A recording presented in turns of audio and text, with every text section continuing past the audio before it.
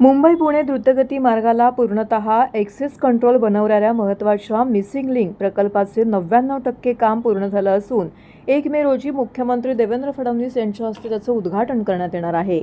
या प्रकल्पामुळे घाटातील वाहतूक कोंडी मोठ्या प्रमाणावरती कमी होऊन प्रवास अधिक वेगवान, सुरक्षित आणि सिग्नल फ्री होणार असल्याने अर्थव्यवस्थेलाही चालना मिळणार असल्याचं उपमुख्यमंत्री एकनाथ शिंदे यांनी सांगितले।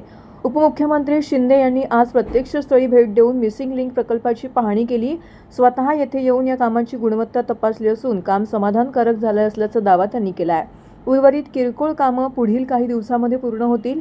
वेळेत आणि उच्च दर्जाचे काम पूर्ण करण्याचे स्पष्ट निर्देश त्यांनी अधिकाऱ्यांना दिले आहेत। सुमारे 10.5 किलोमीटर लांबीच्या या प्रकल्पामध्ये 2 भव्य बोगदे, उंच डायव्हर्ट आणि टायगर व्हॅलीवरील सुमारे 182 मीटर उंच केबल स्टेड पूल उभारण्यात आला आहे। सुमारे 23.75 मीटर रुंद बोगदा हा जगातील सर्वात रुंद बोगद्यांपैकी एक मानला जातोय।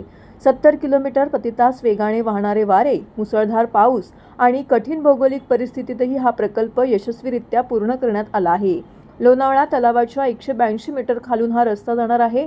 हा प्रकल्प पूर्ण करणे म्हणजेच एक आव्हान होतं, मात्र महाराष्ट्र राज्य रस्ते विकास महामंडळाने हे मोठं आव्हान स्वीकारून प्रकल्प पूर्णत्वास नेल्याचं शिंदे यांनी नमूद केलं आहे।